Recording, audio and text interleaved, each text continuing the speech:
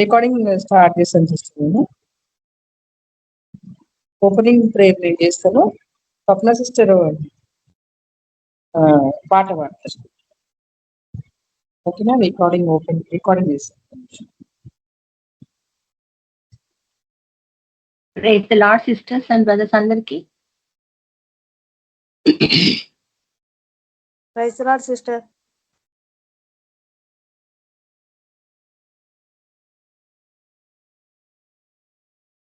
ప్రార్థన స్థుతి స్తోత్రం పరిశుద్ధాత్మ దేవ కృపా కనికరంగా దేవ సర్వోన్నత సర్వశక్తివంతుల ప్రభువా తండ్రి, పొద్దు నుంచి కొమ్మను కాచి కాపాడడానికి ఎక్కలేని రాతి వాటి ఏసీఆర్ తండ్రి మరి కూడి వచ్చిన ప్రతి బిడ్డను జ్ఞాపకం ఉంచుకుంటుంది.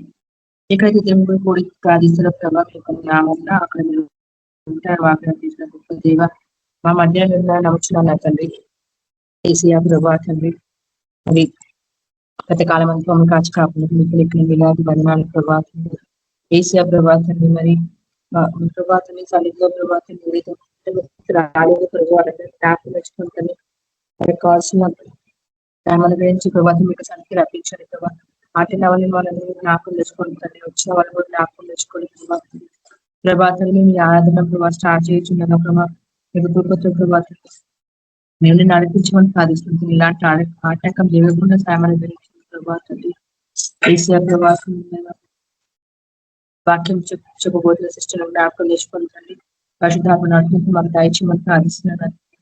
మీకు మహిమ గంట ప్రభావం చూస్తున్నాము ప్రార్థిస్తున్నాను అతను.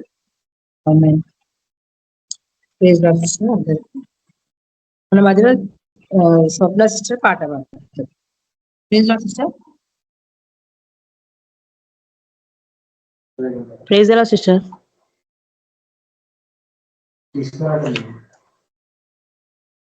పాట మాట్లాడుకుందాం.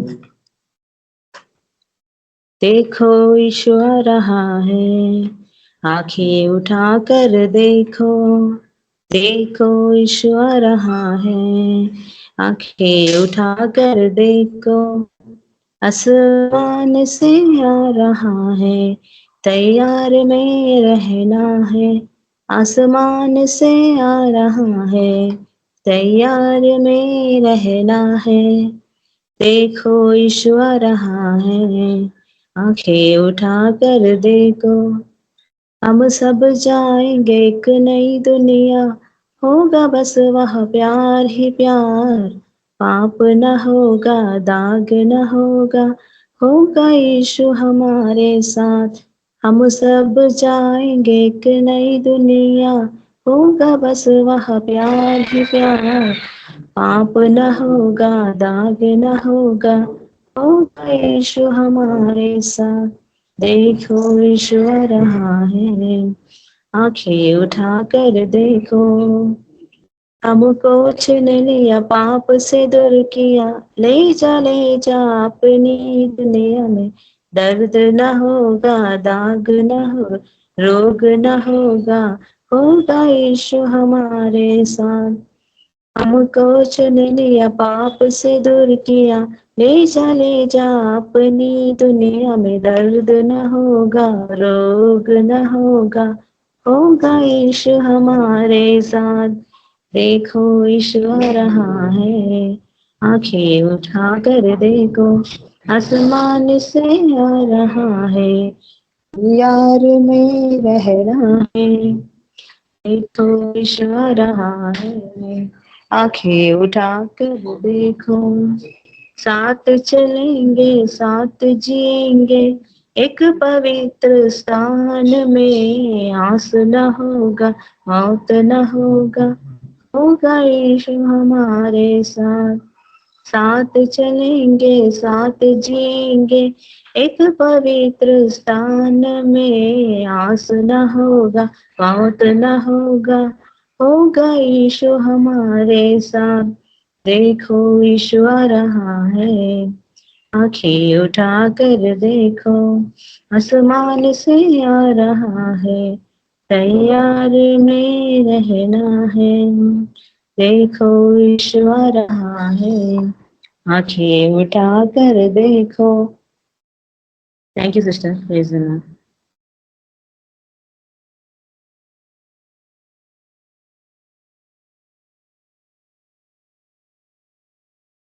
Sister thank you. మధ్యన సుజాత సిస్టర్ వాక్యాన్ని షేర్ చేసుకుంటారు. Praise lord sister.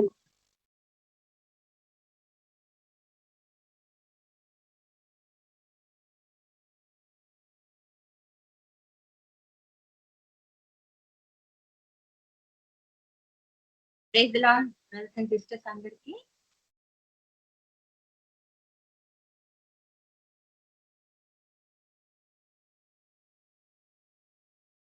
Praise the lord అందరికి. యేసుక్రీస్తు పరిశుద్ధ నామంలో ఈ ఆన్లైన్ సర్వీస్ లో దేవుడు నాకు ఇచ్చినటువంటి అవకాశం కొరికి దేవుడికి మహిమ కలుగును కాక.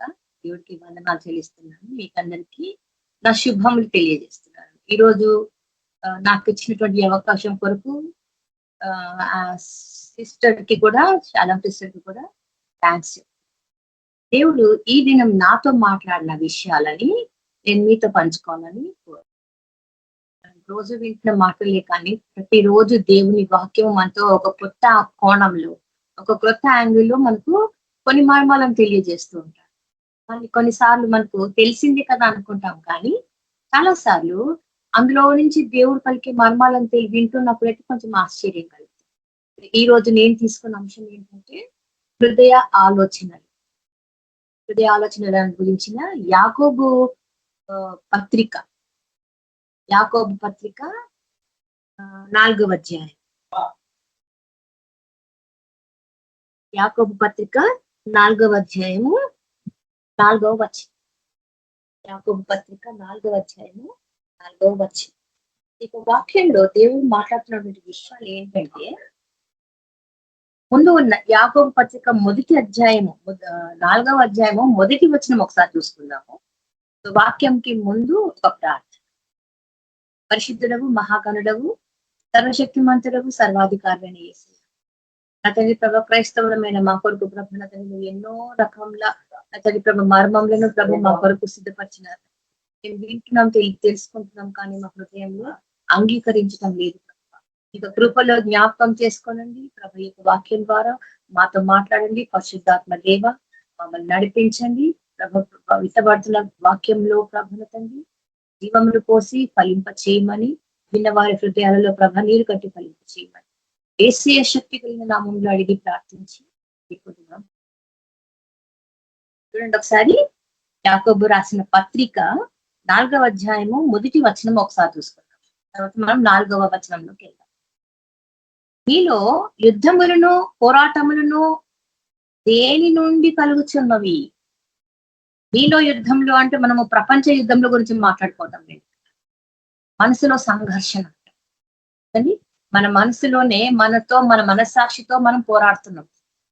యుద్ధంలను గూర్చియు యుద్ధ సమాచారంలను గూర్చియు వింటున్నప్పుడేమో కలవరపడుతున్నాం, కానీ మన అంతర్గత యుద్ధములు, అంతర్గత పోరాటం, మనసులో సంఘర్షణ ఎందుకు జరుగుతోంది? ఈ సంఘర్షణ అంటే అది హృదయము యొక్క తలంపులను బట్టి జరుగుతుంది.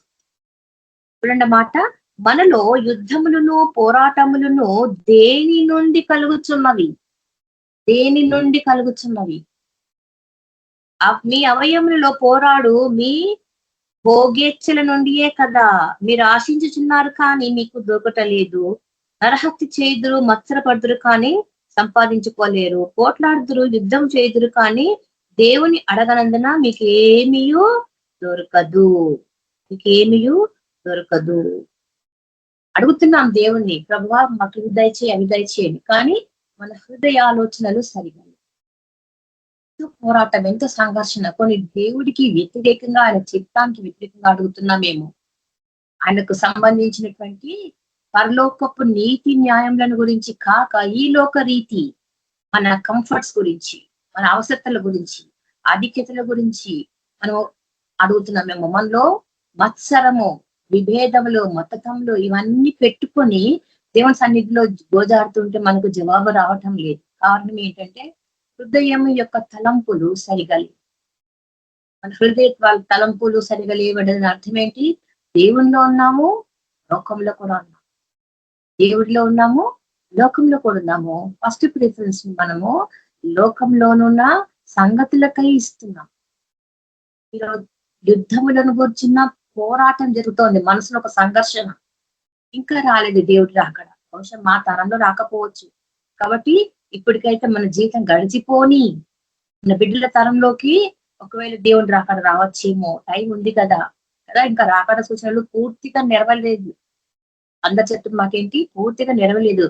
ఇవి శోధనలకు, శ్రమలకు ఆరంభము ఎప్పుడంట 1800 నుంచి స్టార్ట్ అయింది అసలు యుద్ధాల గురించి కదా.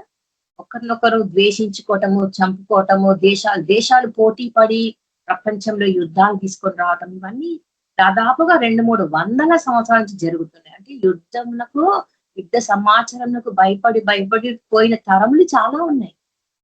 కాబట్టి ఈ మాట అయినా జరగదేమో. కాబట్టి మనం హృదయము కొంచెం మొద్దుబారి, కొంచెం మొండితనంతో, కొంత అవిధేయతతో కొన్నిసార్లు మనల్ని మనము కాంప్రమైజ్ చేసుకుంటాం. సంఘర్షణలో మనల్ని మనం పోగొట్టుకుంటున్నాం. మనం ఎక్కడో పోయినాం, తప్పిపోయినాం. దేవుడు హెచ్చరిస్తున్నాడు. మన హృదయ సంఘర్షణ చూడండి ఆ మాట. వ్యభిచారులారా, ఈ లోక స్నేహము దేవునితో వైరమని మీరు ఎరుగరా? ఈ లోక స్నేహము దేవునితో వైరమని మీరు ఎరుగరా? మనం ఇప్పుడు చూడండి, ఒకసారి ఆలోచించుకుందాం. మనల్ని మనం పరీక్షించుకుంటే మాక్సిమం 95% లోకంలో ఉన్న సమస్యల గురించి, లోకంలో మన కుటుంబీకుల గురించి, లోకంలో మన అవసరతల గురించే పోరాడు. అది ఎంత అవునన్నా కాదన్న అదే నిజం. దేవుని కొరకు పోరాడం. ఆ పోరాటంలో మనం లేము, ఎక్కడో ఉన్నాం, చివర్లో ఎక్కడో ఉన్నాం. మొదటి ఇంపార్టెన్స్ మాత్రం ప్రైమ్ ప్లేస్ అంటాం. ఫస్ట్ ప్లేస్ ఈ లోక సమస్యలకే ఇస్తున్నాం.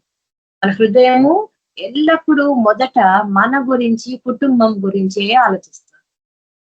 కాబట్టి ఈ లోక సంబంధము దేవునితో వైరము, దేవునితో శత్రుత్వం అంటే. దేవునితో శత్రుత్వం చూడండి మాట. వ్యభిచారిణులారా, ఈ లోక స్నేహము దేవునితో వైరమని మీరు ఎరుగరా? కాబట్టి ఎవడు ఈ లోకముతో స్నేహం చేయగోరునో వాడు దేవుడికి శత్రువగును. అందుకే మనం ఎంత ప్రార్థిస్తున్నా, మనం ఎంత ఆశ పెట్టుకుంటున్నా, కనిపెడుతున్నా, కొన్ని కార్యంలో మన జీవితంలో జరగకపోవటానికి బహుశా ఈ లోపము ఒక కారణం కావచ్చు. అందరు ఇట్లు ఉంటారా అంటే నేను చెప్పలేను. అంటే ఇది ఎవరి ఆత్మకు వారు చెప్పుకోవాల్సిన సమాధానం. ఒక్కరు మనకు చెప్పొద్దు, మనం ఎవరికి చెప్పొద్దు. కాకపోతే మనం వినాల. ఏంటది? ఈ లోకంతో స్నేహము దేవుడితో వైరం అంతే. Simple word. దేవునితో శత్రుత్వము అంటే ఈ లోకంతో స్నేహం చేస్తే దేవుని యొక్క శత్రువు ఎవరు? సాతాను. ఆ సాతాన్తో చేతులు కలిపినట్టే. గంభీరంగా అనిపిస్తుంది కదా. దేవుడితో వైరం అంటే సాతాన్తో స్నేహము. ఈ లోకంతో స్నేహం అంటే సాతాన్తోనే స్నేహం. ఎందుకంట కొన్నిసార్లు కొన్ని విషయాలలో అర్జెన్సీ అంటాం కదా, చాలా ఇంపార్టెంట్ గా ఇప్పుడిప్పుడే జరిగిపోవాలి అనుకునే వాటి కోసము కొన్ని కాంప్రమైజ్ అవుతుంటాం. ఈ లోకంలో దేవుని చిత్తం కొరకు ఎదురు చూసే ఓర్పు నశించినప్పుడు, అంటే ఓర్పుతో కనిపెట్టుకుని శ్రేష్టం అంటాడు. ఓర్పుతో కనిపెట్టుకున్నది. ఈ ఓర్పు లేకపోవటమే చాలా అనర్థాలకు కారణం. దేవుని మాట కోసం వెయిట్ చేయటం అనేది ఎంత ఇంపార్టెంటో దేవుడు ఈ మాట ద్వారా తెలియజేస్తున్నాడు. ఓర్పు నశిస్తేనే నువ్వు లోకంతో స్నేహం చేస్తావు. ఎందుకంట చూడండి ఆ మాట.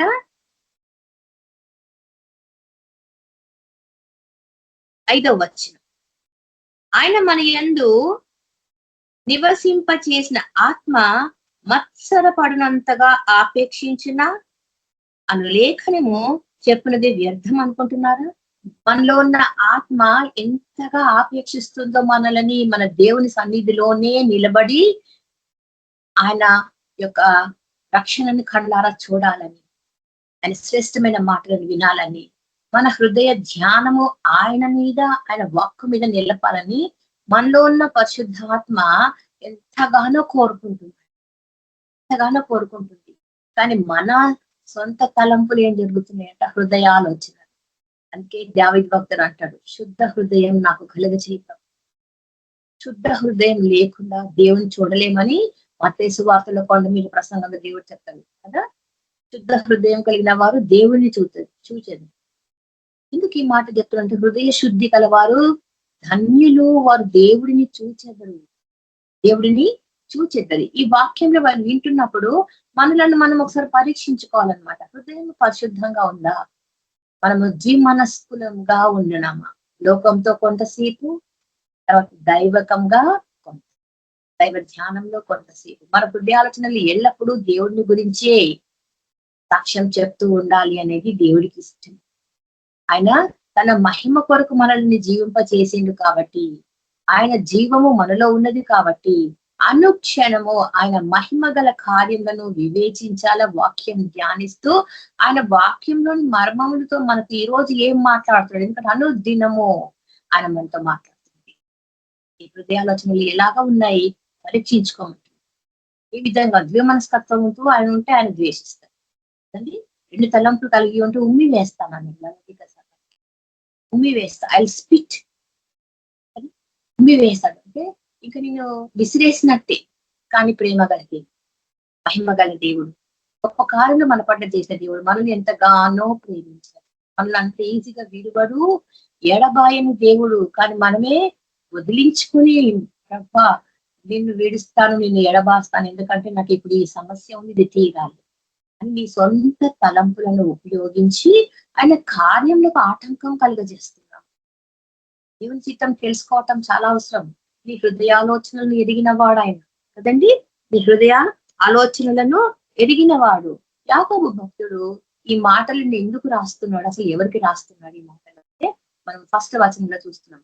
తప్పిపోయిన 12 గోత్రికులకు యాకోబు పత్రిక 1వ అధ్యాయము 1వ వచనం. తప్పిపోయిన 12 గోత్రాలను ఉద్దేశించి ఆయన ఈ మాటలు, ఈ పత్రిక మొత్తం రాస్తుంది. ఎవరిని అంట? చెదిరిపోయిన యూదులు, విదేశాలలో చెదిరిపోయి సెటిల్ అయిపోయిన వాళ్ళు, యేసుక్రీస్తుని నమ్మిన యూదులు. వీళ్ళు యేసుక్రీస్తుని నమ్మిన యూదులు. ఈయన ఎప్పుడు నమ్మిండంట? దాదాపుగా యేసు ప్రభువు 33 సంవత్సరాల సేవా జీవితంలో ఆయన సొంత తమ్ముడుగా ఉన్నాడు అనమాట. మరియమ్మ యోసేపులకు పుట్టిన సంతానం యాకోబు. యాకోబులు 4 ఉంటారు, 12 మంది శిష్యుల్లో 2 ఉంటారు. యూదా తండ్రి ఒక యాకోబు. అట్లా 4 యాకోబులలో ఈ యాకోబు రాసిన పత్రికలో రాసిన ఆయన యేసు ప్రభుకు తమ్ముడిగా, మరియమ్మ యోసేపుల బిడ్డగా ఆయన ఉన్నాడు. కానీ ప్రభువు బ్రతికినంత కాలము ఆయన సేవా జీవితంలో ఈయన ఎప్పుడు నమ్మలేదు. ఈ యాకోబు ఎప్పుడు నమ్మలేదు. ఎప్పుడైతే యేసు ప్రభు యొక్క మరణము పునరుత్థానంను చూచినాడు, దాన్ని అర్థం చేసుకున్నాడో, ఆయననే రాబోయే అభిషిక్తుడు, రారాజు అయిన క్రీస్తు గుర్తించినాడు. అప్పటి నుంచి ఆయన గంభీరమైన సేవ చేస్తూ యెరూషలేములో ఒక గొప్ప నాయకుడిగా తన యూదులని, తన సంఘస్థులను, తన తోటి సహోదర సహోదరులను బలపరుస్తూ ఆయన వారికి లేఖనముల ద్వారా, వాక్యము ద్వారా, పత్రికల ద్వారా బలపరుస్తూ కొన్ని మంచి చెడుల విషయాలను విశ్లేషిస్తున్నాడు. ఈ యాకోబు ఇప్పుడు ఈ పత్రిక రాస్తూ చెప్తున్న మాటలు ఏంటంట? విమనస్కులు కాకుండా ఎవరు వీళ్ళు? చెదిరిపోయిన వారట. అంటే సంఘంలో శ్రమలు మొదలైనవి, ఆదిమ సంఘం. వీళ్ళంతా యేసు ప్రభు యొక్క పరిశుద్ధాత్మను పొందిన వారే, శ్రమల పాలైన వారే, తర్వాత భయంకరమైన శత్రు దుర్భేద్యం నుండి బయటకు వచ్చి చెదిరిపోయిన వారు. ఎక్కడెక్కడ ఉంటున్నారో వాళ్ళందరికీ యాకోబు పత్రిక రాస్తున్నారు బలపరచటానికి. కాబట్టి ఇక్కడ మనం కూడా ఏం చూడాలంట? మనం కూడా చెదిరిపోయిన ఆ క్రైస్తవులమే కదండి, బలపరచబడుతున్నాము, దేవునిలో మనం స్థిరపరచబడుతున్నాం. కాబట్టి ఈ వాక్యం ద్వారా దేవుడు మనతో మాట్లాడుతుంది ఏంటంట? కాబట్టి దేవునికి లోబడి ఉండుడి, అపవాదిని ఎదిరించుడి, అప్పుడు వాడు మీ యొద్ద నుండి పారిపోవును. దేవుని యొద్దకు రండి, అప్పుడు ఆయన మీ యొద్దకు. మనం మామూలుగా ఏం చూస్తున్నాము? దేవుడు మనల్ని ప్రేమించిండు. మొదట ఆయనే మనల్ని ప్రేమించిండు, ఆ తర్వాతే మనం ఆయనను ప్రేమించాం. ఇప్పుడు మనం ఆయన యొద్దకు రావాలా, అప్పుడే ఆయన మన యొద్దకు వస్తాడు. కండిషన్స్ చూసిందా? దేవుడు మనల్ని ప్రేమించిండు మొదట, కాబట్టి మనం ఆయనను ప్రేమిస్తున్నాం. ఇక్కడ వాక్యం ఏం చూస్తున్నాము? మనము ఆయన యొద్దకు వస్తేనే ఆయన మన యొద్దకు వస్తాడు. ఇది కండిషన్. మనం ఆయన ఎద్దుకు రాకుండా, ఆయన మాటలు వినకుండా, నమ్మకుండా, హృదయంలో ధ్యానించకుండా, నువ్వు ఉన్న చోటు నుంచే ప్రార్థన చేస్తూ పరలోకంకి నీ చేతులు ఎత్తి ఎంత గోజాడినా మనస్కత్వం అంటాడు. ఎందుకంటే నువ్వు ఆయన యొద్దకు రాకుండానే నీ స్థానంలో ఉండే నువ్వు దేవుణ్ణి మొరపెట్టుకుంటావు. ఆయన యొద్దకు రావాలి. ప్రభు యొద్దకు రావటం అంటే ఆ పరిశుద్ధాత్మతో ఆయన సన్నిధిలో నివసించటం, ఆయన సన్నిధికి చేరటం, ఆయనగా ఒప్పుకొని, ఆయన రాబోయే రాజుగా అభిషిక్తుడిగా ఆయనని ఒప్పుకొని ఆయన సన్నిధిలో వినయముతో నీ యొక్క విన్నపములను తెలియచేయటం, వినయముతో నీ యొక్క విన్నపములని తెలియచేయటం. చూడండి మాట 4వ అధ్యాయము 8వ వచనం. దేవుని యొద్దకు రండి, అప్పుడు ఆయన మీ యొద్దకు వచ్చును. పాపులారా, మీ చేతులను శుభ్రపరచుకొనుడి. శుభ్రము చేసుకొనండి. చేతులను శుభ్రం చేసుకోవటం అంటే ఏంటి? మనం చేతులతో చేసే గొప్ప గొప్ప పాపాలు, ప్రతి పాపంను మనము హృదయములో నిశ్చయించుకుంటాము, నోటి ద్వారా పలుకుతాము, దాని చేతులతో ఆచరిస్తాం. కాబట్టి పాపంలో ఉన్న మనమందరినీ ముందు పరిశుభ్రపరచుకోమంటున్నాడు, శుద్ధి చేసుకోమంటున్నాడు, కడుగుకొనమంటున్నాడు. ఈ పాపం ఈ చేతులు చేసుకున్నది. విమనస్కులారా, మీ హృదయములను పరిశుద్ధపరచుకోండి. విమనస్కులారా, హృదయమును పరిశుద్ధపరచుకోండి. హృదయాన్ని పరిశుద్ధపరచుకోవడం అంటే చేతులైతే నీళ్ళతో కడిగేసుకుంటాము, అంటే మన పనులు, చేతి పనులని దాదాపుగా సరి చేసుకుంటున్నాం. మరి హృదయము ఘోరమైన వ్యాధి కలది. ఆది కాండంలో చూస్తున్నాం కదా మనము, కదండి. ఆది కాండంలో ఏమంటాడు ఆ మాట చూడండి ఒకసారి. ఆది కాండము 6వ అధ్యాయము 5వ వచనంలో. ఆది కాండము 6వ అధ్యాయము 5వ వచనంలో, నరుల చెడుతనము భూమి మీద ఎంతో గొప్పదన్నయు, వారి హృదయము యొక్క తలంపులలో వారి ఊహ అంతయు ఎల్లప్పుడూ చెడ్డదనియు. తలంపులలో మన ఊహ అంటే ఆలోచించటమే కాదు, ఊహించుకోవటంలో కూడా చాలా ఘోరమైన పాపములు జరుగుతున్నాయి కదండి. వారిలో ఏమో చెడుతనంతో నిండి ఉన్నది, వారి హృదయంలోని ఆలోచనలు తలంపులు కూడా ఊహ అంతయు ఎల్లప్పుడూ చెడుగా కనిపిస్తుంది దేవుడికి. అంటే మాట చేత, క్రియల చేత కదండి. కంటితో చూస్తున్నవన్నీ కూడా పాపం భూయిష్టమైనవి, నోటితో పలుకుతున్నవి పాప భూయిష్టం. నేత్రాశ, శరీరాశ, జీవపు ధర్మంతో పాపములు జరిగిస్తూనే ఉన్నాము. అంతరంగములో పాపములను మనము కడుగుకొనుట లేదు. అంతరంగమును శుద్ధి చేసుకోమంటున్నాడు. కారణం ఏంటంట, ఆయన హృదయంలో నివసించేవాడు. నీ ఆలోచనలు ఎక్కడి నుంచి వస్తాయి? నీ మెదడులో నుంచి వస్తాయి. హృదయ ఆలోచనలు అంటే నీ మనస్సులో నుంచి. కాబట్టి ముందు మనస్సాక్షిని శుద్ధి చేసుకో. యేసు రక్తము మనస్సాక్షిని శుద్ధి చేయి. యేసు రక్తము మనస్సాక్షిని శుద్ధి చేయి. అది శుద్ధి కానంత వరకు మనం ఇంకా పాపపు డాగులు మచ్చలతోనే మిగిలి ఉన్నామని. పాపపు డాగులు మచ్చలు ఇంకా చిన్న పెద్ద మరకలు ఉన్నాయి, వాటి నుంచి మనం ఇంకా బయటపడలేదు. ఎందుకంటే మనస్సాక్షిని చంపుకున్నారు చాలా మంది ఈ రోజు క్రైస్తవులు. మనస్సాక్షిని చంపుకొని బ్రతుకుతున్నారు. ఎందుకంట ఆ మనసు సాక్ష్యం చెప్పటం లేదు దేవుడి గురించి. ప్రభుని గురించి సాక్ష్యం చెప్తున్నావు అంటే నువ్వు శుద్ధమైన హృదయం కలవాడవు, కల్మషం లేని తలంపులు కలవాడు.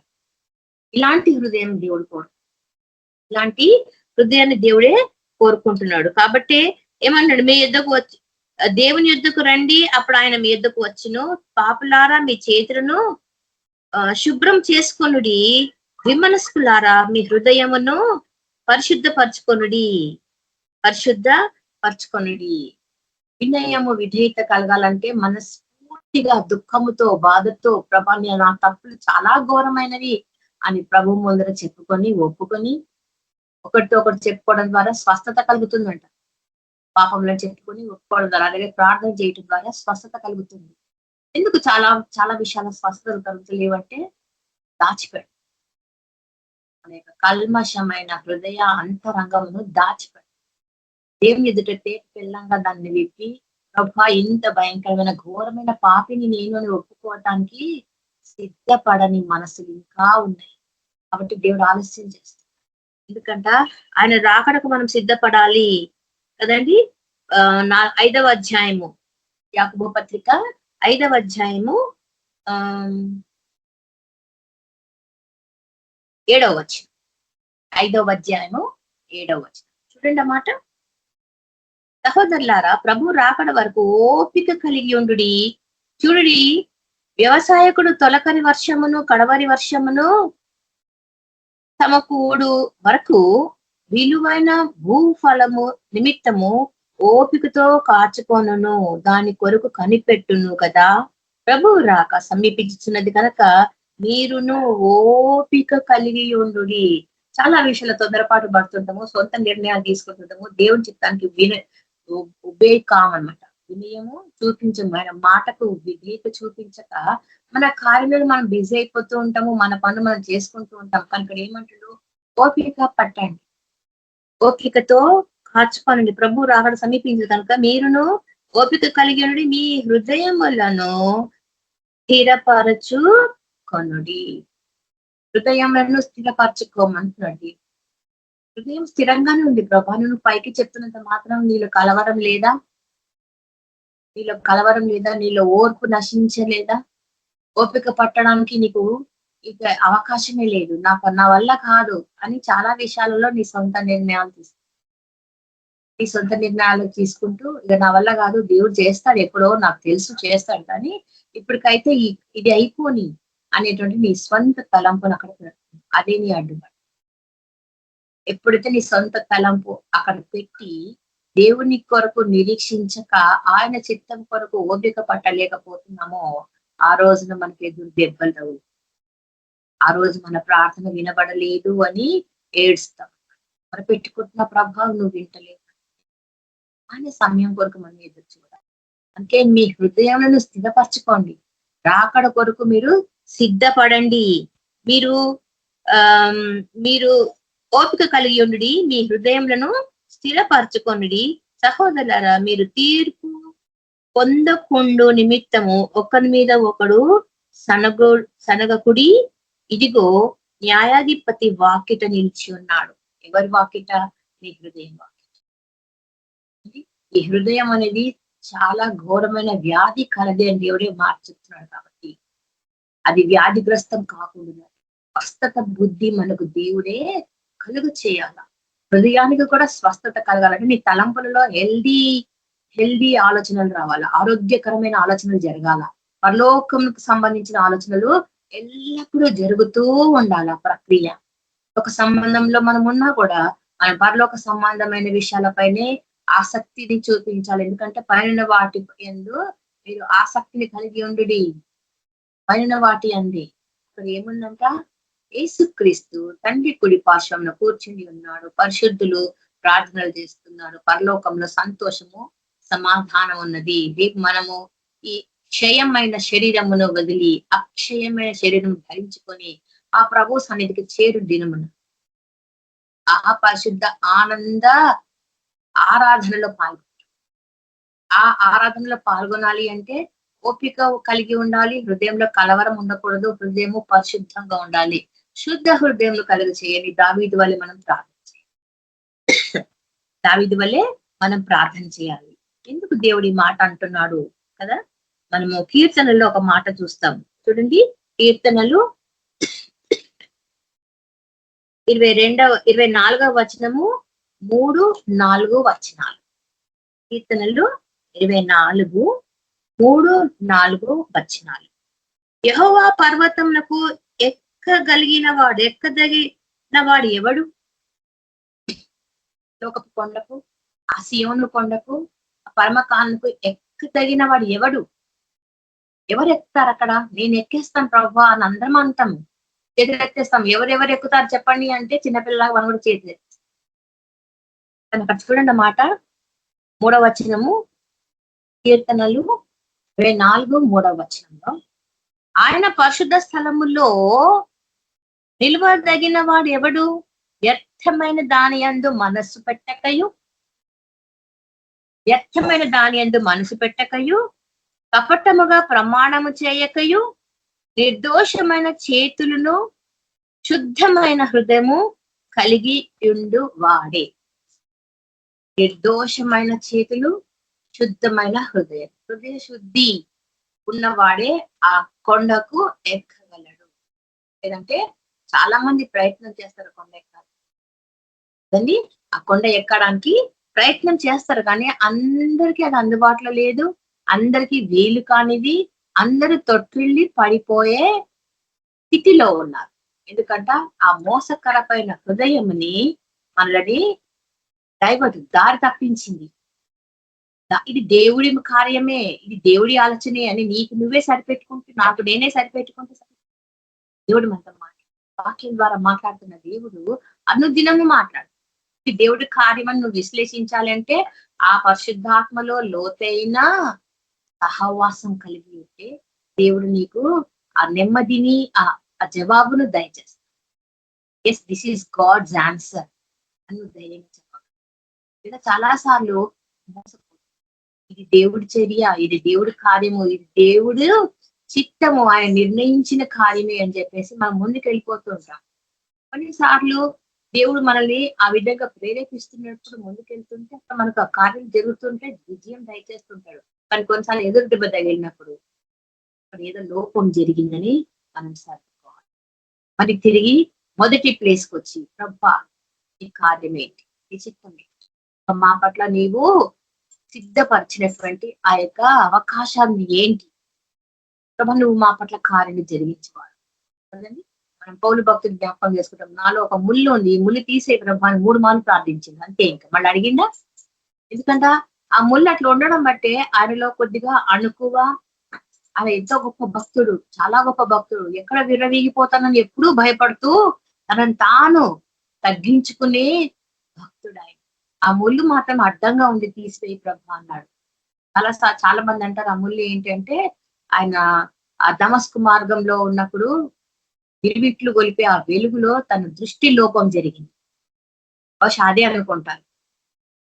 ఆ దృష్టి లోపంతో తర్వాత ఆయన తేరుకున్నా, కోలుకున్నా, స్వస్థపరచబడినా ఆ లోపం అనేది కొద్దిగా ఉంది అనేది చాలా మంది విశ్లేషకుల వ్యాఖ్యానాలలో రాయబడి ఉంది. ఆ లోపం ఏదైనా కానీ ఇది తీసివేయమని 3 సార్లు అడిగినాక ఇంకా మళ్ళీ అడగలేదు ఆయన. ఆ ముళ్ళు అట్లా ఉంటే చాలు, అట్లా ఉండని, ఆ ముళ్ళు ఉంటే నీకు ఏంటి బాధ అని దేవుడు స్పష్టంగా మాట్లాడిండు.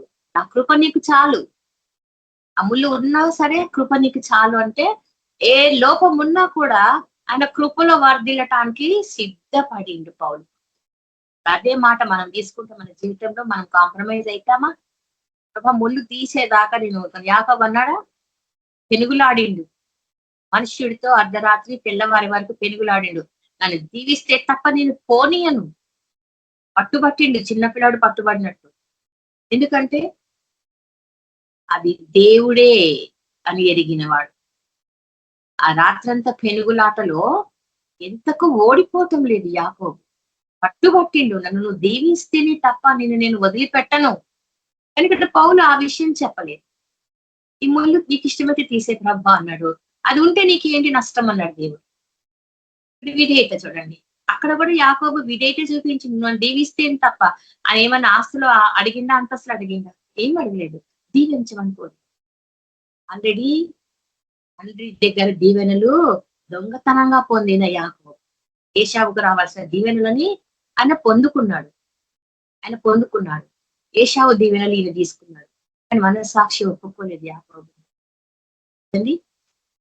వేరే దేశం వెళ్ళిపోయినాడు, అక్కడ పెళ్లిళ్ళు చేసుకున్నాడు, అయినా కూడా ఆశీర్వాదములతోటి తృప్తి చెందలేదు. ఎందుకంట అవి ఎంతైనా దోచుకున్న దీవెనలు, కొట్టి రావాల్సిన దీవెన నేను దోచుకు. కాబట్టి దేవుడితో ఇక్కడ పెనుగులాడుతున్నాడు, నాకు అది కాదు, నీ నుంచి నాకు దీవెన రావాలి, దేవుడి ఈ కార్యాన్ని జరిగించాలి అంటే ఆయనతో పెనుగులాడిండు. ఈరోజు మనకు పెనుగులాడాల్సిన అవసరం లేదు. కారణం ఏంటంట, ప్రభువు మనల్ని ప్రేమిస్తున్నాడు, ధర్మశాస్త్రంను మొత్తం కుదించి వేసింది. ఏంటి ఆ నియమాలు ఆ 10 ఆజ్ఞలు పాటించాలి అంటే మనుషుల వల్ల కాదు అని కొత్త నిబంధనలో ఆయన 2 ఆజ్ఞలతోటి లిమిట్ చేసేసింది. ఎందుకంటే ఆయన ధర్మశాస్త్రం పూర్తిగా నెరవేర్చిన వాడు. ఇక ధర్మశాస్త్రంతో మనకు సంబంధం లేదంట. కానీ ఇక్కడ ఒక మాట చెప్తున్నాడు యాకోబు పత్రికలో. చూడండి ఆ మాట. యాకోబు పత్రిక 4వ అధ్యాయంలో ఏంటన్నమాట? ధర్మశాస్త్రమునకు లోబడుట. ఎవరు ధర్మశాస్త్రం లోబడి వారు? ఎవరంట? తీర్పు తీర్చడం, సహోదరుల పైన తీర్పు తీర్చువారు.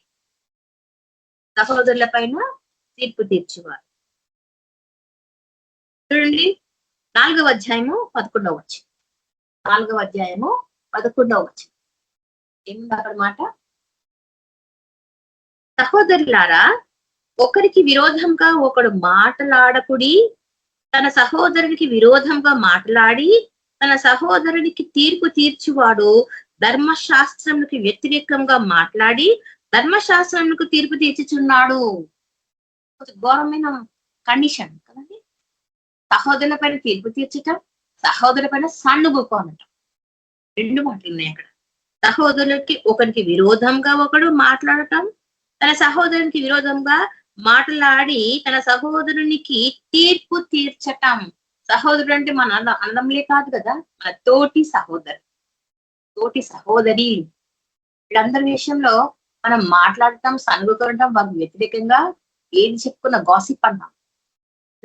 ఇలాంటివి ఏది జరుగుతున్నా కూడా దాన్ని ఏంటంటారంట? ధర్మశాస్త్రానికే తీర్పు తీర్చే వాళ్ళు అయిపోయినారంట. అది చాలా పెద్ద నేరం. ధర్మశాస్త్రానికే తీర్పు తీర్చుచున్నాడు. నీవు ధర్మశాస్త్రము తీర్పు తీర్చిన ఎడల ధర్మశాస్త్రము నెరవేర్చువాడవు కాక న్యాయము విధించువాడవైతివి. ధర్మశాస్త్రం నెరవేర్చడం లేదు ఇక్కడ, ధర్మశాస్త్రానికే న్యాయం చెప్తున్నాడు. అంటే సొంత సహోదరుని వ్యర్థుడా, యూజ్లెస్ ఫెలో అంటాం కదా తెలుగు ఇంగ్లీష్. వ్యర్థుడా అంటే అది హత్యతో సమానం. యూజ్లెస్ ఫెలో అంటే నువ్వు దాదాపుగా వాడిని చంపేసినట్టే. దైవవాక్యంతో మాట్లాడుతుంటే అది భయం వేస్తుంది. కారణం ఏంటంట? వ్యర్థుడా అని కూడా అనకూడదు. యూజ్లెస్ ఫెలో, నువ్వు దేనికి పనికి వస్తావరా, అప్రయోజకుడివి అనటం కూడా తప్పే, పాపమేనా. అంటే హృదయం ఎంత శుద్ధిగా ఉంటే నువ్వు అన్ని రకాలుగా మాట్లాడతావు. సొంత అన్నదమ్ములనే సహించలేని వాడివి నీ తోటి స్నేహితులు, నీ తోటి సేవకులని సహించగలవా? కదండి. మనకి ప్రశ్న వేస్తే బాధేస్తుంది. చాలా సందర్భాలలో మనము ఈ మినిస్ట్రీస్ లో చూస్తూ ఉంటాం. సేవకుల మినిస్ట్రీస్, ఒక్క సంఘం మీద ఒక సంఘం, ఒక పాస్టర్, ఒక కాపరి మీద ఇంకొక కాపరి మాట్లాడుతూ ఉంటారు. తీర్పు తీరుస్తున్నారు. తీర్పు తీర్చుటే పక్షంగా ధర్మశాస్త్రం నెరవేర్చుంటుంది అన్నమాట. 12వ వచనం. ఒక్కడే ధర్మశాస్త్రమును నియమించి న్యాయమును విధించువాడు, ఆయనే రక్షించుటయు నశింపజేయుటకును శక్తిమంతుడై ఉన్నాడు. నరునికి లేదా పరునికి తీర్పు తీర్చుటకు నీవు ఎవడవు? యేసుప్రభుకు ఒకటి హక్కు ఉంది, ఈ అర్హత ఉంది. ధర్మశాస్త్రం నెరవేర్చిన వాడు, న్యాయమైన తీర్పులు తీర్చువాడు ఆయన ఒక్కడే. రక్షించుటకు సమర్థుడైన దేవుడు. పరులకు తీర్పు తీర్చడానికి నీవెవడవు? నువ్వు ఎవడవు? క్వశ్చన్ వేస్తున్నాడు యాకోబు పత్రికలో. ఎందుకు యాకోబు ఈ మాట మాట్లాడుతున్నాడు అంటే, ఆయన మాట్లాడుతుంది యెరూషలేములో ఉన్న యూదులకును అలాగే చెదిరిపోయిన సంఘస్థులకు. అందులో మనం కూడా ఉంటాం కదా. మనం ఏమి యెరూషలేములో పుట్టి పెరగలేదు, చెదిరిపోయిన గుంపులోనే ఉన్నాం. మనం అన్యులుగా ఉంటే దేవుడు తన బిడ్డలుగా మనల్ని యెరూషలేము నివాసులుగా, యూదులుగా మళ్ళీ మార్చుకునే దేవుడు. బట్ మనకు ఈ ప్రశ్న, నువ్వు ఎవరికి తీర్పు తీరుస్తున్నావు? నీ హృదయాంతరంగంలో నువ్వు ఎవరికి గొప్ప పీట వేస్తున్నావు? ఎవరిని విశ్లేషిస్తున్నావు? ఎవరిని విమర్శిస్తున్నావు? ఎవరిని అనవసరంగా పోగొడుతున్నావు? అవన్నీ నీ విగ్రహాలే. అవన్నీ కూడా నీ విగ్రహాలే. ఈ విగ్రహాలు అడ్డు పెట్టుకున్నప్పుడు ఇక దేవుడు అక్కడ ఎందుకు అంటాడు? ఎందుకంటే ఆ వ్యభిచారులారా అని ఎందుకంటాడు ఆ మాట అంటే, దేవుడిని వదిలేసి వేరే వారికి ఆయనకి ఇవ్వవలసిన మహిమను మనం ఇస్తున్నాం కాబట్టి. దేవుడిని వదిలేసి వేరే వారికి ఆయనకి ఇవ్వవలసిన మహిమను వేరే వారికి ఇస్తున్నాం కాబట్టి ఆయన మనని విగ్రహారాధికులు అంటారు, వాళ్ళే వ్యభిచారం. శరీరం కాదు, ఇది ఆత్మీయ వ్యభిచారం. దేవుడిని వదిలేసి దేవుడి స్థానంలో మరొకరిని పెట్టుకుని వాడిని పొగుడుతూ వాడిని గొప్ప చేస్తూ లేకుంటే వాడిని దూషిస్తూ ఎవరినైనా నువ్వు హేట్ చేస్తున్నావా, అసహించుకుంటున్నావా, పగ వేచుకుంటున్నావా, నీ దృష్టి అంతా వారి మీదే ఉంది. నీ దృష్టి అంతా వారి మీదే ఉంది. అది నీ విగ్రహమే అనుకుంటాం కదా. దేవుడి ప్లేస్ నేను డబ్బును పెట్టలేదు, ఇల్లుని పెట్టలేదు, నా ఉద్యోగం పెట్టలేదు, నా బిడ్డలను పెట్టలేదు, నా సంపద పెట్టలేదు, నా బ్యాంక్ బ్యాలెన్స్ పెట్టలేదు, కాబట్టి నేను ఎక్కడ విగ్రహాలను చేయటం లేదు. కానీ ఒక వ్యక్తిని నువ్వు పదే పదిగా ద్వేషిస్తూ ఉన్నావంటే ఆ వ్యక్తి నీ విగ్రహం. ఒకరి మీద నువ్వు అనవసరమైన సాకులు వ్యాజ్యమాడుతున్నావు, విశ్లేషిస్తున్నావు, విమర్శిస్తున్నావు అంటే ఆ వ్యక్తి నీ విగ్రహం. ఇది గుర్తిస్తే శుద్ధ హృదయం నాకుందా ప్రభువా, నన్ను శుద్ధి చేయి అని ప్రభు సన్నిధిలో మనం గోజాడే సమయం వచ్చి సమయం కొరకు మనం ఎదురు చూస్తున్నాం. ప్రభా నన్ను నేను సిద్ధపరచుకుంటున్నా, నా హృదయంలో ఇంకా చెడుతనం ఎక్కడో మిగిలేవు, అనుదినము శుద్ధి చేయి, అనుదినము నన్ను శుద్ధి చేయవాడు నీవే. ఎందుకంటే యేసు ప్రభు ఒక్కడే హృదయ శుద్ధిని గమనిస్తున్నవాడు, హృదయ ఆలోచనలను హృదయ అంతరంగమును ఎరిగినవాడు. ఆయన తప్ప మరి ఇంకెవరికి సాధ్యం. మన హృదయాలను చూస్తూ తలంపులు మీ హృదయంలో పుట్టక మునిపే నాకు తెలుసు అంటున్నాడు. అంటే నువ్వు తలంచక మునిపే నీ ఆలోచనలు ఎరిగిన దేవుడు ఆయన. అంత గొప్ప దేవుడు కనుమరుగైతున్నాడా? కానీ ఒక దగ్గర కనుమరుగైందంట. చూడండి ఆ మాట,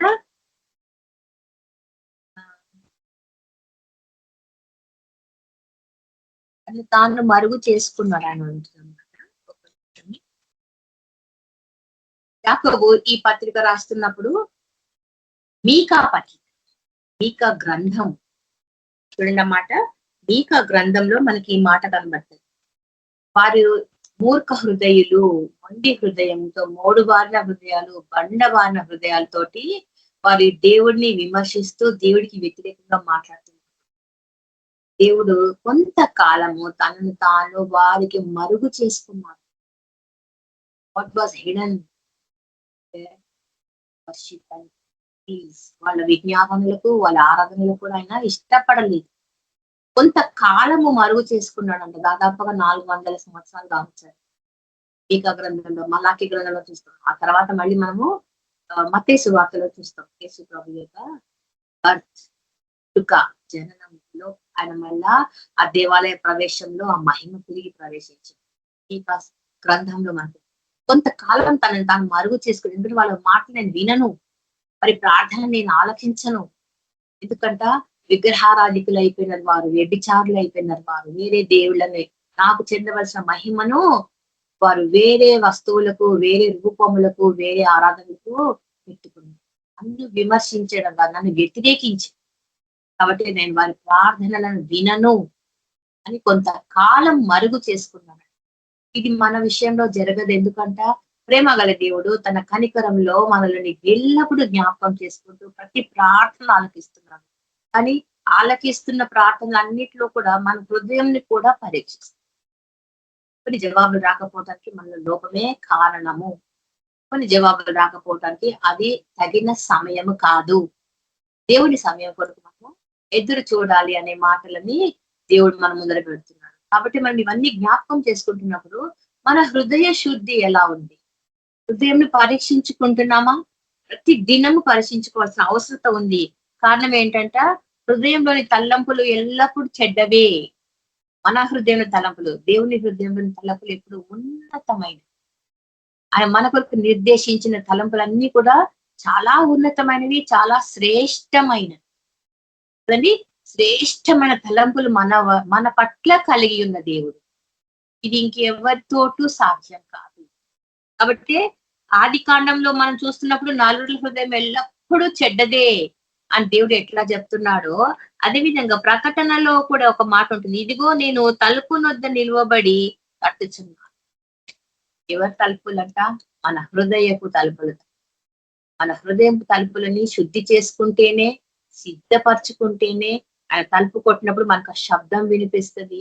ఆ తలుపు శబ్దం విన్న వెంటనే మన తలుపులు తెరిస్తే ఆయన మన యొద్దకు వస్తాడు. మన యొద్దకు వచ్చినప్పుడు ఆయనతో మనమును, మనతో ఆయన కూడా భోజనం చేస్తాం. ప్రకటన గ్రంథంలోని ఈ మాటను చూసిన భోజనము చేయడము. కాబట్టి హృదయ తలంపులని జ్ఞాపకం చేసుకుందాం, దాన్ని సరి చేసుకోవడానికి ప్రయత్నం చేద్దాము. ప్రసంగి ఒక మాట చెప్తున్నాడు 9వ అధ్యాయము 3వ వచనం. ప్రసంగి 9వ అధ్యాయంలో 3వ వచనం, మనుషులు హృదయ చెడుతనంతో నిండి ఉండి వెర్రితనం కలిగి ఉన్నారు. మన హృదయం చెడుతనంతోనే కాదు, వెర్రితనం అంట, పిచ్చి చేష్టలు. హృదయ తలంపులతోటి కొన్ని వెర్రి వేషాలు మనం వేస్తాం. చాలాసార్లు మనం సంఘాలలో పాస్టర్లు చెప్తున్నటువంటి వాక్యాలు వింటున్నప్పుడు కొన్నిసార్లు డౌట్లు వస్తాయి. ఈ పదం ఎక్కడుంది, ఈ వాక్యం ఎక్కడుంది? ఎందుకంట సిలువను కూర్చున్న వార్త మనం ఒకసారి చూసుకున్నాం కదా. నశించుతున్న వారికి అది వెర్రితనం. ఎవడైతే నశించుతున్నాడో వాడికి అది వెర్రిగా కనిపించి వాడు తారుమారు చేసి అబద్ధ బోధలను సృష్టిస్తున్నాడు. అది కూడా హృదయంలో నుంచి వచ్చిందే. మనకు తెలిసిన మాట ఏంటి? నీ హృదయంతో ఏది నింపబడిందో అదే నీ నోటి మాటగా బయటికి వస్తుంది. అట్లా అంత ఈజీగా నోటి మాటలు రావు బయటికి. అది నీ హృదయంలో ముందు నిండాలంటే నీ తలంపులలో ముందు నిండితేనే అది బయటికి రావటానికి సిద్ధమే. చెడుతనం నిండి ఉంటే చెడే బయటకు వస్తుంది, మంచితనం నిండి ఉంటే మంచియే బయటకు వస్తుంది. కాబట్టి హృదయాలను పరిశీలించే దేవుడికి ఏది మరుగు లేదు, ఏది కూడా మరుగు చేయబడలేదు. కాబట్టి కీర్తనల గురించి మనం చూస్తున్నాం. మత్తయి సువార్తలో కూడా మనం చూస్తున్నాం. హృదయ శుద్ధి గల వారనే దేవుడు వక్కి చెప్పిన మాట. ఎందుకు అంటే ఆ శుద్ధ హృదయం కలగటానికే మన ప్రయాస ప్రయత్నము, మన లోని పరిశుద్ధాత్మ దేవుడు నడిపి. పరిశుధాత్మను ఒప్పుకోకపోతే, పరిశుధాత్మని ఆశ్రయించకపోతే, పరిశుధాత్మ దేవుడిని నువ్వు పొందుకోకపోతే, ఆ అభిషేకం నీలో జరగకపోతే, హృదయ శుద్ధిని కలుగ చేయవాడు ఆయనే కదా. నీ సొంతంగా అయితే నువ్వు చేసుకోలేవు. ఆయనకు అవకాశం ఇవ్వాలా, పరిశుద్ధాత్మ దేవుడికి అవకాశం ఇవ్వాలా. నేను చేసుకుంటా, నా వల్ల అవుతుంది, నేను సరి చేసుకుంటా, నేను చాలా తెలివిమంతుని, నాకు ఏ అవసరం లేదు, ఎవరి సహాయం లేదంటే అది నువ్వు భ్రష్టత్వంలోనికి తీసుకుపోయే ఆత్మతో నింపబడి ఉన్నావు.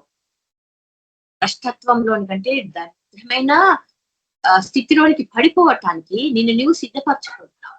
అదే పరిశుద్ధాత్మ దేవుడికి అప్పచెప్తే, దేవునికి అప్పచెప్తే, ఆయన యొద్ద గోజాడితే, ఆయనను బ్రతిమాలుకుంటే, ఆయనకు విజ్ఞాపన చేస్తే నీ హృదయాన్ని శుద్ధి చేయవాడు ఆయనే.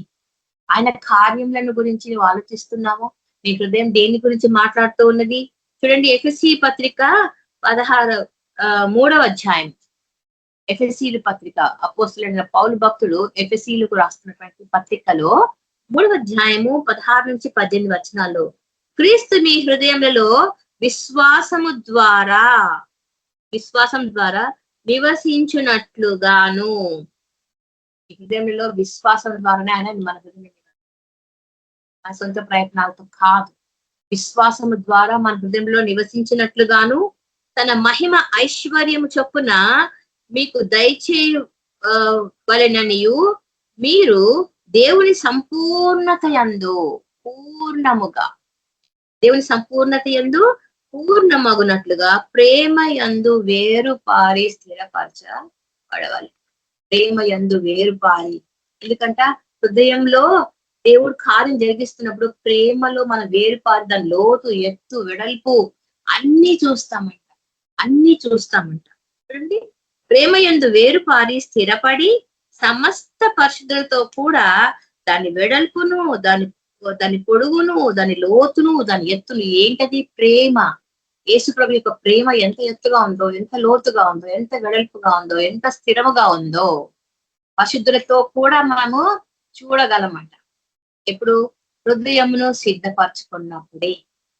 కాబట్టి ఎంతో గ్రహించుకొనుటకును జ్ఞానమునకు మించిన క్రీస్తు ప్రేమను తెలుసుకొనుటకును తగిన శక్తి కలవారము కావాలనని ప్రార్థించు.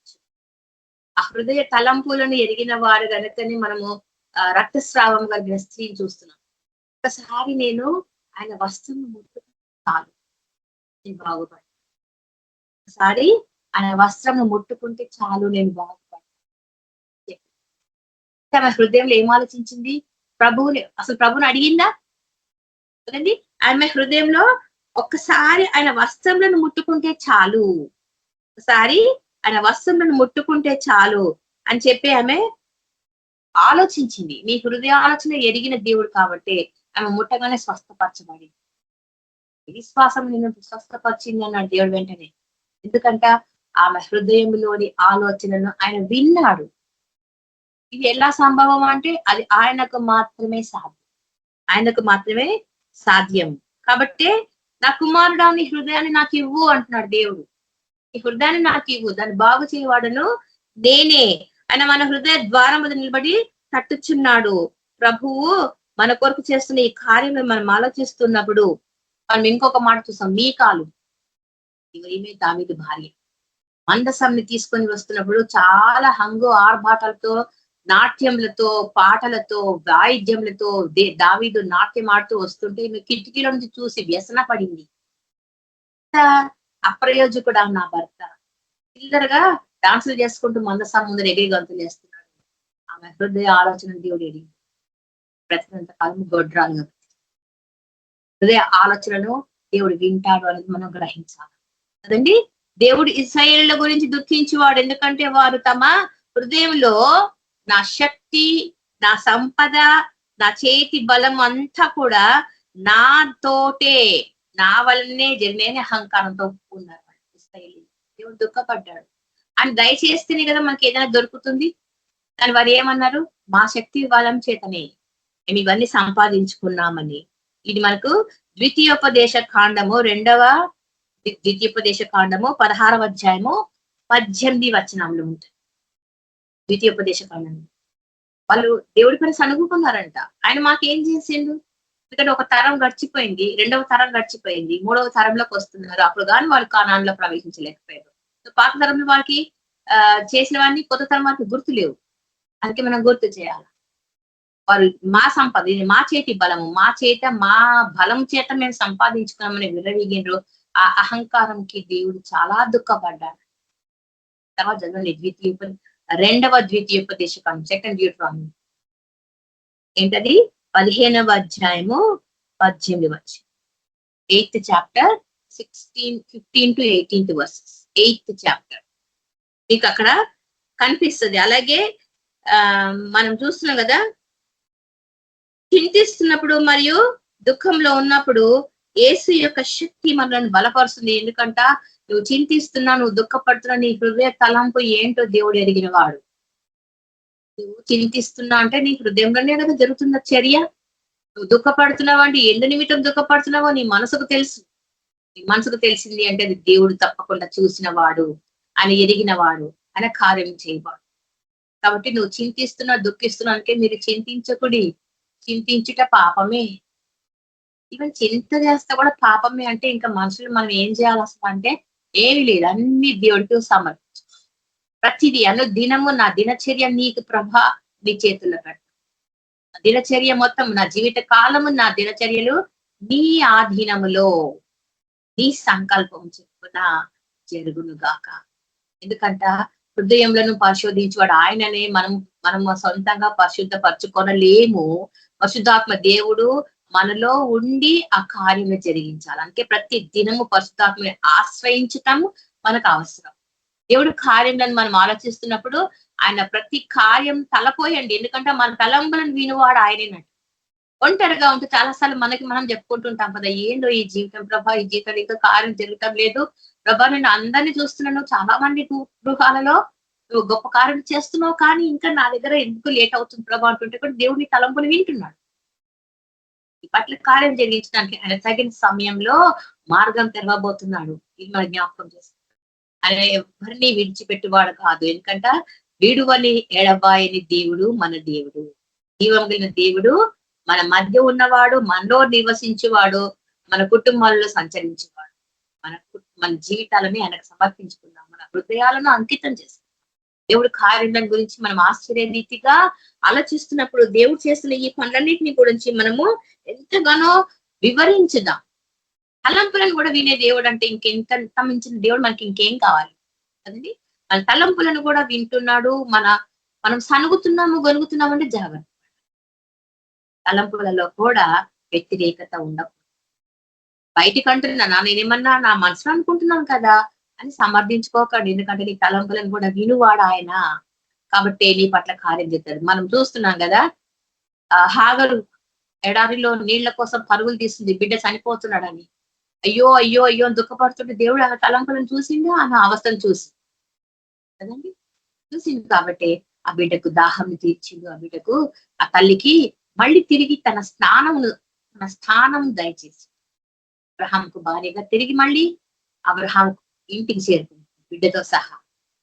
తలంపులను వినే దేవుడు అనేది మనం జ్ఞాపకం చేసుకుందాం. మన ఆలోచనలను ఎరిగిన దేవుడు జ్ఞాపకం చేసుకుందాం. ప్రతి ప్రార్థనకు చెవియొగ్గువాడు ఆయనే, ప్రతి కార్యములకు సమాప్తం చెప్పువాడు ఆయనే. ఆమెన్ అనువాడా, నమ్మకమైన దేవుడా, ఆమెన్ అనువాడా. కాబట్టి నువ్వు ఏం తలస్తున్నావో దానికి దేవుడు ఆమెన్ అంటాడు. జాగ్రత్త, దేవుడికి వ్యతిరేకంగా ఏది మాట్లాడకూడదు. దేవుడిని స్తుతిస్తూ గణపరుస్తూ ఆయన కార్యంలోని మేళ్లను తలపోసుకుంటూ శుద్ధ హృదయం నాకు కలుగచేయి ప్రభు అని కవిత పాడినట్టుగా మనం కూడా అనుదినము ఆ హృదయం శుద్ధి చేసుకుంటూ ప్రయాసపడతాం. దేవుడికి అప్పచెప్తాం. దేవుడికి చిన్న వాక్యం దీవించిన గాక ప్రార్థన చేస్తాం. మహాగణుడవు, సర్వోన్నతుడవు, సర్వశక్తి సార్వభౌముడవు నాయన. ప్రభుత్వములు అన్ని కూడా నీ ఆధీనంలో ఉన్నాయి ప్రభా. మా జీవితాలన్నింటినీ కూడా ప్రభా మీరు చూస్తున్నారు నాయన. నా తండ్రి ప్రభా, ప్రతి ఒక్క సమస్యను ఎదుగుతున్న దేవుడు ప్రభా. KVPM లో ప్రభా ఎంతమంది వాక్యం వింటున్నారో, వాక్యం వినపోతున్నారో, యూట్యూబ్ లో ప్రతి ఒక్క కుటుంబాన్ని మీరు గమనిస్తున్న దేవుడో ప్రభా. హృదయ ఆలోచన ఎరిగిన దేవుడు నాయన ప్రభా. ప్రతి ఒక్కరికి తగిన కాలం అందు మీరు జవాబును దయచేయవాడవు, కార్యం జరిగించేవాడవు, నువ్వు గొప్ప క్రియలు మా పట్ల జరిగించేవాడవు అని ప్రభా మేము విశ్వసిస్తూ మా సమర్పణ జీవితంలో ప్రభావితని మా హృదయంలోని ప్రభావం మీకు పాఠశాలలో పెడుతున్నాం. ప్రతి ఒక్క బిడ్డను ప్రభావితం బలపరచండి, స్థిరపరచండి. అతడి విశ్వాసంలో ముందుకు సాగుటకు ప్రభా మమ్మల్ని నిలబెట్టమని, నడిపించమని, అనేకులకు మమ్మల్ని సాక్షులుగా నిలబెట్టమని, మా సాక్ష్యముల ద్వారా అనేకులు బలపడటకు కృప చూపించమని, రాకడకు సిద్ధపరచమని యేసయ్య శక్తి కలిగిన నామములో అడిగి ప్రార్థించి వేడుకుంటున్నాం తండ్రి. Praise the lord sister. Praise God, sister. Thank you. మన మధ్యలో జాన్ బ్రదర్స్ ఆశీర్వాదం ఇచ్చింది.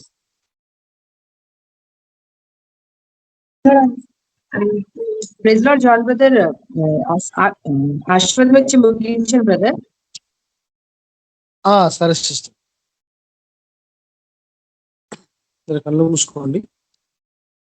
యేసు ప్రభు కృప, పరిశుద్ధత నడిపింపు మనందరికీ సదాకాలం తోడైను గాక. ఆమేన్. అందరికీ ప్రైజ్ లార్డ్. అందరికీ ప్రైజ్ లార్డ్. అందరికీ ప్రైజ్ లార్డ్. ప్రైజ్ లార్డ్, అందరికీ ప్రైజ్ లార్డ్. అందరికీ ప్రైజ్ లార్డ్. అందరికీ ప్రైజ్ లార్డ్. Praise lord.